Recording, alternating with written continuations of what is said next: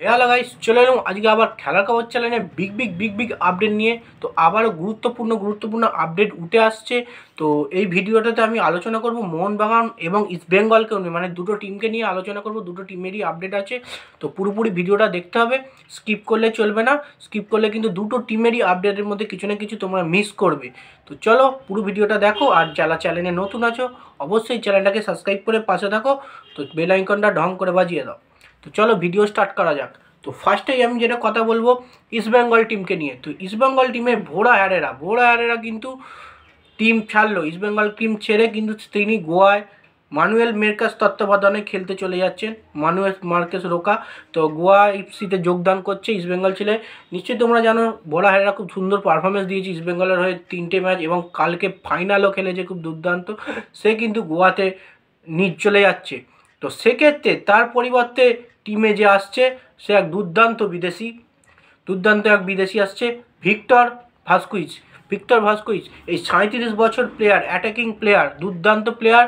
সে কিন্তু বার্সেলোনাও খেলেছে, এবং সবথেকে বড় যেটা কথা হচ্ছে লিওনে মেসির সঙ্গেও তিনি কিন্তু খেলেছে। তার সঙ্গে পিকো আছে, দেখতে পাবে, আমি দিয়ে দিচ্ছি। তো তার সঙ্গে অন্তত খেলেছে।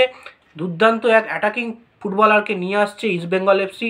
সে সম্ভবত কিছুদিনের মধ্যেই ইস্টবেঙ্গল শিবিরে যোগ দিয়ে দেবে, কারণ ভোরা পরিবর্তে ভোরা যেহেতু বাদ হয়েছে, তো সেই ক্ষেত্রে সেখানে ডিফেন্ডার খুবই দরকার একটা।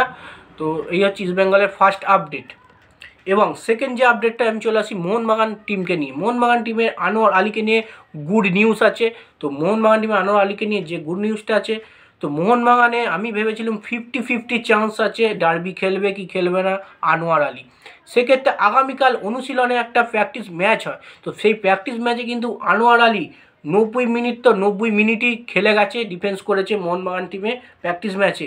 তো 90 মিনিট যেহেতু খেলেছে, সেক্ষেত্রে পুরোপুরি জানা গেছে যে আনোয়ার আলী কিন্তু পুরোপুরি ফিট, এবং ডার্বির জন্য পুরোপুরি সেই ম্যাচে অ্যাভেলেবেল থাকবে, এবং সেই ম্যাচ কিন্তু খেলতে চলেছে।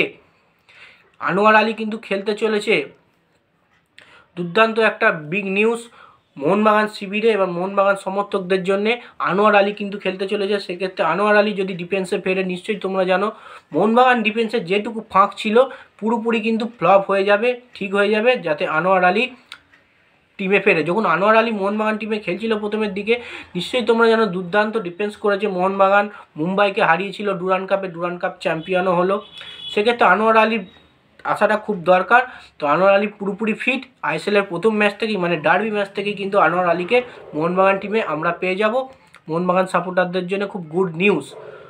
এবার একটা যে মূল আপডেট দিয়েছি এর আগের ভিডিওতেই, তো আমরা চিঙ্গেল সানাকে নিয়ে কথা বলেছি যে ব্যাঙ্গালোরে নাকি সই হয়েই যাচ্ছে। তো সেক্ষেত্রে এইমাত্র একটা পাওয়া খবর পুরোপুরি, তো চিঙ্গেল সানা কিন্তু কোনো টিমে যোগ করতে পারবে না, কোনো টিমে যোগ করতে পারছে না। তখন মোহনবাগানের দিকে এগিয়েছিল, মোহনবাগান টিমে যোগ করবো বলে বলেছিলাম। তারপরে ব্যাঙ্গালোর এফসি বড় অ্যামাউন্টে নিতে চেয়েছে, বড় অ্যামাউন্ট দিয়েছে। সেক্ষেত্রে এখন যে খবরটা জানা যাচ্ছে, চিঙ্গেল সানা কিন্তু হায়দ্রাবাদ টিমে যখন খেলতো, হায়দ্রাবাদ টিমে তার 1 কোটি কত লক্ষ টাকার মতো ধার রয়েছে, তার বেতন ধার রয়েছে হায়দ্রাবাদ এফসির কাছে। তো হায়দ্রাবাদ এফসির বিরুদ্ধে চিঙ্গেল সানা কিন্তু কেস করেছে, কারণ এই টাকাটা পাওয়ার জন্যে। সেক্ষেত্রে যতদিন না এই কেসটা উঠছে, চিঙ্গেল সানা কিন্তু মোহনবাগান বলো, ইস্টবেঙ্গল বলো, ব্যাঙ্গালোর, গোয়া ফোয়া যে সমস্ত টিম আছে আইএসএলে, কোনো টিমেই কিন্তু যোগদান করতে পারবে না চিঙ্গেল সানা, যতদিন না এই কেসটা উঠছে। এই কিন্তু খবরটা পাওয়া গেল, খুব বড় আপডেট, যে চিঙ্গেল সানা কিন্তু কোনো টিমে যোগ করতে পারছে না। যে যত বড়ই অ্যামাউন্টে নিক, যতদিন না কেসটা উঠছে কিন্তু চিঙ্গেল সানা কোনো টিমে যোগ করতে পারবে না। ঠিক আছে, চিঙ্গেল সানা এই আইএসএলে এখন বসেই থাকতে হবে, কারণ হায়দ্রাবাদ টিমের হয়েও খেলতে পারবে না। তো নিশ্চয়ই জানো ইস্টবেঙ্গল টিমের হয়ে বড় একটা আপডেট দিলাম, মোহনবাগান টিমের হয়ে বড় একটা আপডেট দিয়ে দিলাম আনোয়ার আলীকে নিয়ে, এবং চিঙ্গেল সানাকে নিয়ে পুরোপুরি যে ফ্রেশ খবরটা বেরিয়ে এসছে সেটা দিলাম। আবার যদি কোনো আপডেট বিগ আপডেট আসে, অবশ্যই তোমাদের কাছে ফার্স্ট নিয়ে আমি চলে আসবো। তো আজকের ভিডিওটা যত সম্ভব এইটুকুই।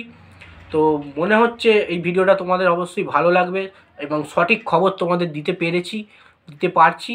আর আনোয়ার আলীকে কিন্তু আমরা ডার্বিতে দেখতে পাবো। তো চলো বন্ধুরা, আজকের ভিডিওটা এইটুকুই।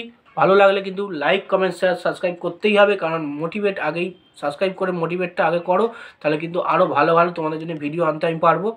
তো বাই, আমার নেক্সট ভিডিও এবার দেখা হচ্ছে। Tata, love you all.